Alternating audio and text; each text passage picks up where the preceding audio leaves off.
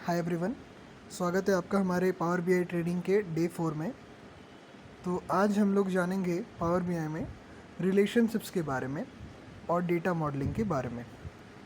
तो जब भी हम लोग किसी बड़े प्रोजेक्ट पे काम करते हैं और जब भी हमारे पास बहुत सारे टेबल्स होते हैं, तो पावर बीआई में हमें रिलेशनशिप्स, उन टेबल के बीच में रिलेशनशिप बिल्ड करना होता है, जैसा कि एसक्यूएल में जॉइंस होते हैं। तो पावर बीआई के अंदर में रिलेशनशिप ही मैटर करता है, क्योंकि जब हम लोग बड़े प्रोजेक्ट पर काम करते हैं तो एक टेबल से हमें दूसरे टेबल का रिलेशन मेंटेन रखना पड़ता है, सो दैट अगर हम लोग उस टेबल को दूसरे टेबल के साथ रेफरेंस करें तो हमें विजुअल सही दिखे और डेटा में एक्यूरेसी रहे।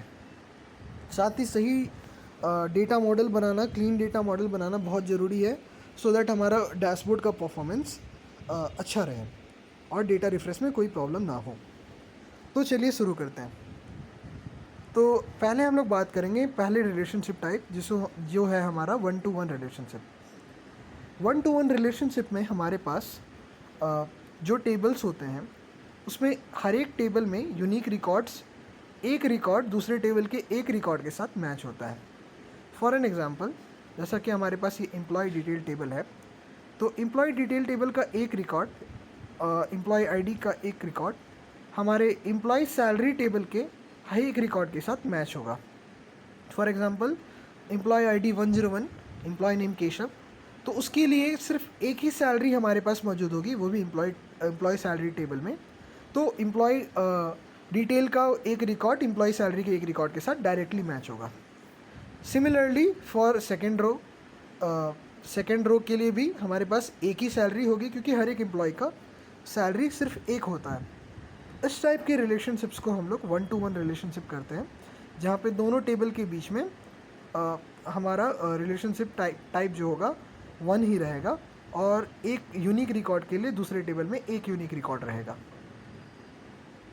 चलिए अब हम लोग बात करते हैं हमारे दूसरे टाइप के रिलेशनशिप के बारे में, जो है हमारा 1-to-many रिलेशनशिप।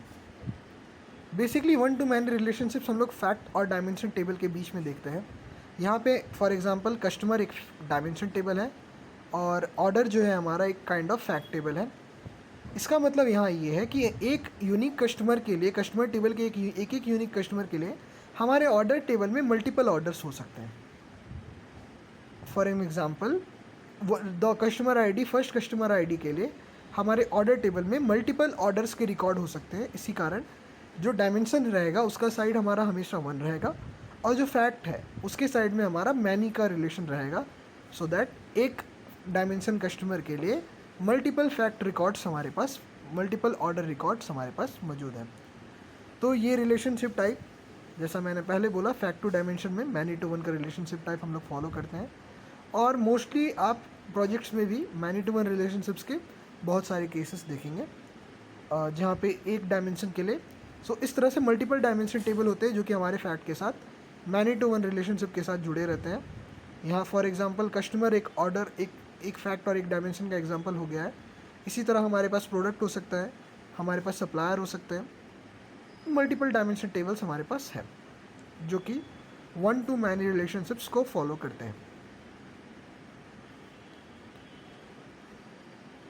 तो ये एग्जांपल बहुत इजी रहेगा आपको समझने के लिए। तो अब हम लोग बात करेंगे हमारे थर्ड और लास्ट टाइप ऑफ रिलेशनशिप्स के बारे में, जो कि है हमारा मैनी टू मैनी रिलेशनशिप। तो मैनी टू मैनी रिलेशनशिप में क्या होता है, हमारे पास जो टेबल्स होते हैं उस टेबल में जितने भी रिकॉर्ड्स हैं वो दूसरे सेकंड टेबल के सभी रिकॉर्ड्स के साथ मोस्टली मैच करते हैं। तो यहाँ पे हमारा कोई यूनिक रिकॉर्ड एक यूनिक रिकॉर्ड किसी दूसरे यूनिक रिकॉर्ड के साथ मैच नहीं करता है। तो इस टाइप के केसेस, फॉर एग्जांपल, अगर हमारे पास एक स्टूडेंट डायमेंशन है और हमारे पास एक दूसरा डायमेंशन है जिसे हम लोग क्या बोलते हैं, कोर्स डायमेंशन है, तो इसका स्टूडेंट डायमेंशन का एक रिकॉर्ड मल्टीपल कोर्स के साथ मैप कर सकता है और कोर्स डायमेंशन का भी एक रिकॉर्ड मल्टीपल स्टूडेंट्स के साथ मैप कर सकता है, क्योंकि ऐसा कोई मैंडेटरी नहीं है कि एक स्टूडेंट एक ही कोर्स कर सकता है। तो इस तरह के जो रिलेशनशिप्स होते हैं ये हमारे मैनी टू मैनी के अंदर में आते हैं और बेसिकली इसको हम लोग और इंटरमीडिएट ब्रिज टेबल के थ्रू हम लोग हैंडल कर सकते हैं, या फिर directly many to many relationship के थ्रू, जो कि हमारा 2018 अपडेट के बाद इंक्लूड हो चुका है पावर बीआई में। सो उसके थ्रू हम लोग इसको कनेक्ट करते हैं। तो जैसा कि आप देख पा रहे हैं यहाँ हमारे एग्जांपल में हर एक स्टूडेंट के लिए ये जो थर्ड ब्रिज टेबल एक स्टूडेंट के लिए मल्टीपल कोर्सेस और एक कोर्स मल्टीपल स्टूडेंट के लिए भी अवेलेबल है। अब हम लोग बात करते हैं डेटा मॉडल कैसे बनाते हैं। तो मैंने कुछ टेबल्स लोड करके रखा है पहले से हमारे एसक्यूएल सर्वर डेटाबेस से कनेक्ट करके। तो सबसे पहले हम लोग जानेंगे हमारे पास कितने टाइप की स्कीमास हैं। तो जैसा कि यहाँ पे आप देख सकते हैं हमारा मॉडल पहले से ही कनेक्टेड है और हमारे पास स्टार स्कीमा और स्नोफ्लेक स्कीमा मैंने बना कर रखा है। तो ये है हमारा स्टार स्कीमा। तो बेसिकली स्टार स्कीमा में हमारे पास एक सेंट्रल फैक्ट टेबल होता है और जैसा कि यहाँ आप देख सकते हैं हमारे पास सेल्स फैक्ट टेबल सेंट्रल है और उसके लिए रिलेटेड डायमेंशन टेबल्स हमारे पास होते हैं जैसा कि यहाँ पे आप देख पा रहे हैं। और स्नोफ्लेक स्कीमा में क्या होता है, हमारे पास एक सेंट्रल फैक्ट टेबल यहाँ भी होता है बट यहाँ हमारे पास इंटरकनेक्टेड डायमेंशन टेबल्स भी होते हैं जिसे हम लोग सब डायमेंशंस बोलते हैं। ओके, तो बेसिकली यहाँ पे आप देख सकते हैं ये रिलेशनशिप पहले से ही बिल्ड है, मैंने इसे बना कर रखा था। तो हम लोग इसके बारे में भी आगे डिस्कस करेंगे कैसे हम लोग ऑटो रिलेशनशिप्स को क्लोज कर सकते हैं। बट हाँ, फॉर दिस केस जो स्टार स्कीमा है, यहाँ जो हमारा सेंट्रल फैक्ट है वो एक एक डायमेंशन टेबल के साथ रिलेटेड है। एंड यहाँ स्नोफ्लेक स्कीमा में जैसा आप देख सकते हैं हमारे पास सब डायमेंशंस भी है, जैसा कि आप कस्टमर के लिए रीजन एक सब डायमेंशन है, फिर उसी तरह प्रोडक्ट के लिए हमारा एक स्नैपशॉट टेबल अनदर डायमेंशन है। यहाँ पे आप देख सकते हैं कि हर एक कस्टमर का एक अपना डिफरेंट रीजन है। तो स्नोफ्लेक स्कीमा में इशू क्या होता है, क्योंकि यहाँ पे मल्टीपल जॉइंट्स है तो परफॉर्मेंस में, डेटा फेचिंग में ये स्टार स्कीमा से कंपैरेटिवली स्लो होता है। तो बिकॉज यहाँ पे हमारे पास मल्टीपल जॉइंट्स हैं, जॉइन का भी सब जॉइन है। यही हमारे पास स्टार स्कीमा में, क्योंकि जो हमारे पास डायरेक्ट जॉइंट्स है विद देयर डायमेंशन टेबल, जो रिलेटेड डायरेक्टेड डायमेंशन टेबल है, डायरेक्ट जॉइन है और यहाँ पे हमारा कोई सब डायमेंशन नहीं है, तो यहाँ पे डेटा फेचिंग आसान होता है, क्वेरी परफॉर्मेंस आसान होता है और इसके थ्रू हम लोग हमारा डेटा मॉडल को क्लीन रख सकते हैं। तो ये प्रॉज एंड कॉन्स है हमारे स्नोफ्लेक स्कीमा और स्टार स्कीमा के। So snowflake schema basically maximum joints के कारण ये एक प्रकार से परफॉर्मेंस में इशू करता है। ठीक है, चलिए अब बात करते हैं कि हम लोग रिलेशनशिप बिल्ड कैसे कर सकते हैं। तो यहाँ पे आप ऊपर में देख सकते हैं मैनेज रिलेशनशिप का ऑप्शन है।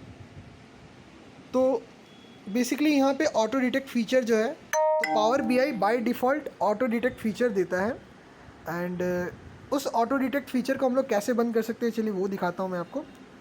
तो जब भी आप कोई नया पावर बीआई फाइल खोलते हैं तो वहाँ पे आप ऑप्शंस एंड सेटिंग्स में जाके, ऑप्शंस के अंदर में आप जाके हमारे पास यहाँ पे आप करेंट फाइल में डेटा लोड में आप जाएंगे एंड यहाँ पे आप रिलेशनशिप्स में देख सकते हैं import relationships from raw data source, उसको रहने देंगे।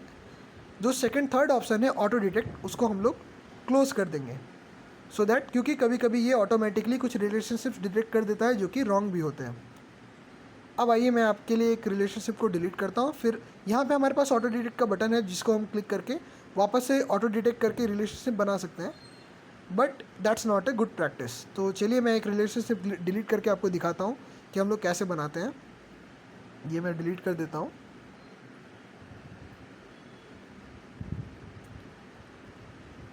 तो हम लोग न्यू रिलेशनशिप पे क्लिक करेंगे और जो फ्रॉम टेबल है उसमें हम लोग लेट्स से हमारा फैक्ट टेबल को सिलेक्ट करते हैं और टू में हम लोग चलिए डायमेंशन को सिलेक्ट करते हैं। तो जैसा कि आप देख रहे हैं क्योंकि हमारे पास कॉलम नेम सेम है यहाँ दोनों टेबल में, तो इसने कॉलम को अपने सिलेक्ट कर लिया, बट हम लोग मैनुअली भी सिलेक्ट कर सकते हैं जब हमारा कॉलम नेम सेम ना हो। चूँकि ये फैक्ट और डायमेंशन का रिलेशनशिप है तो आप देख सकते हैं जैसा मैंने कहा था ये मैनी टू वन, फैक्ट के साइड में मैनी और डायमेंशन के साइड में वन रहेगा, तो वैसा ही है मैनी टू वन रिलेशनशिप। और ये रिलेशनशिप है हमारा जो है वो हमारा एक्टिव रिलेशनशिप है। ओके, अगर हम इस एक्टिव को अनचेक करते हैं और जब हम रिलेशनशिप को बनाते हैं तो आप देखेंगे डॉटेड लाइन में हमारा इनएक्टिव रिलेशनशिप बनता है। तो इस इनएक्टिव रिलेशनशिप को हम लोग कैसे एक्टिव कर सकते हैं, अभी के लिए मैं यहाँ आप देखिए डॉटेड लाइन में बना है। तो इन फ्यूचर हम लोग कैसे इस तरह के इनएक्टिव रिलेशनशिप हम लोग क्यों बनाते हैं और कैसे इसको हम लोग मैट्रिक्स में एक्टिव कर सकते हैं, वो हम अपने आने वाले वीडियोज़ में देखेंगे। But as of now let's इसको हम लोग अभी एक्टिव कर लेते हैं। तो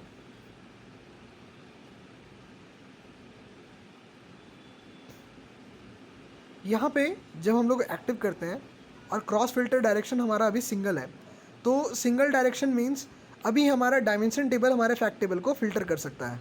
मैं आपको दिखाता हूँ फिल्टरिंग डायरेक्शन। जैसा जैसा कि आप ये एरो देख सकते हैं, ये एरो हमारे डायमेंशन से फैक्ट के साइड में जा रहा है। तो इसका मतलब क्या है कि हम लोग अपनी डायमेंशन टेबल के एक रिकॉर्ड डायमेंशन टेबल को फिल्टर करके, डायमेंशन टेबल के फिल्टर को यूज़ करके फैक्ट को फिल्टर कर सकते हैं। बट फैक्ट के थ्रू डायमेंशन को भी फिल्टर हम लोग नहीं कर सकते, क्योंकि क्रॉस फिल्टरिंग डायरेक्शन जो है सिंगल है। तो चलिए हम लोग इसको वापस से चेंज करते हैं और रिलेशन क्रॉस फिल्टरिंग डायरेक्शन को बोथ डायरेक्शन करके देखते हैं।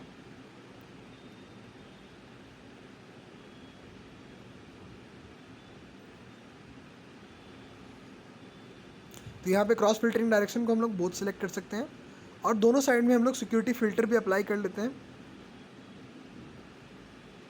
तो यहाँ आप देख सकते हैं एरो साइन जो है चेंज हो गया। और हाँ, फैक्ट के साइड में आपने देखा होगा मैनी का साइन था और डायमेंशन की साइड में 1 का साइड था। तो ये हमारा मैनी टू 1 रिलेशनशिप। तो अब हम इजीली अपने फैक्ट टेबल से कुछ, चलिए मैं क्वांटिटी को ड्रैग करता हूँ और प्रोडक्ट वाइज टोटल क्वांटिटी अगर देखना चाहता हूँ तो मैं प्रोडक्ट नेम ड्रैग करता हूँ। तो यहाँ आप देख सकते हैं हम लोग कैसे रिलेशनशिप अगर हमारा बिल्ड है तो ईज़िली हम लोग डेटा को कनेक्ट कर सकते हैं और ईज़िली हम लोग रिपोर्ट बना सकते हैं और हमें डेटा एक्यूरेसी भी मिलती है। तो हर एक प्रोडक्ट के अगर मैं ऐसे पाई चार्ट में, तो ये क्लटर्ड हो जाता है, कॉलम चार्ट में ही रहने देते हैं। तो यहाँ आप देख सकते हैं हमारा प्रोडक्ट वाइज टोटल क्वांटिटी जो है कॉलम चार्ट में हम बना चुके हैं। इसी तरह हम लोग रिलेशनशिप बनाने के बाद ईज़िली हम लोग विजुअल्स को बना सकते हैं और यहाँ डेटा एक्यूरेसी मायने रखती है। ये आप देख सकते हैं हमारा रिलेशनशिप बनने के बाद ईज़िली हमने विजुअल बना लिया है। तो हमने आज क्या क्या पढ़ा, हमने अपने 3 तरह के रिलेशनशिप्स को जाना, हमने रिलेशनशिप क्रिएट किया, हमने स्कीमास को जाना। तो हम आने वाले क्लासेस में हम लोग जानेंगे कैसे हम लोग डैक्स फंक्शन यूज़ कर सकते हैं, मल्टीपल टेबल्स के थ्रू डैक्स फंक्शन क्रिएट कर सकते हैं, डैक्स मेजर्स कैलकुलेटेड कॉलम्स बना सकते हैं, कैसे हम लोग सम इंटरमीडिएट फीचर्स है जो कि ड्रिल थ्रू है, ड्रिल डाउन है, पैरामीटर्स है, वेरिएबल्स है, उसको बना सकते हैं। तो ये सब हम अपने आने वाले क्लासेस में कवर करेंगे। और एंड में हम लोग एक पावर बीआई ट्रेनिंग का हिंदी वीडियो प्रोजेक्ट का एक हिंदी वीडियो भी अपलोड करेंगे, जैसा कि हमने इंग्लिश में किया है। तो अगर किसी को हमारे पावर बीआई ट्रेनिंग का इंग्लिश वीडियो देखना है तो वो हमारे डेटाबेस चैनल में जाकर देख सकते हैं, जो कि पहले से अवेलेबल है। और हम लोग कंटिन्यूसली हमारा पावर बीआई ट्रेनिंग का हिंदी वीडियोस भी अपलोड कर रहे हैं। तो आगे फिर मिलेंगे, बाय बाय।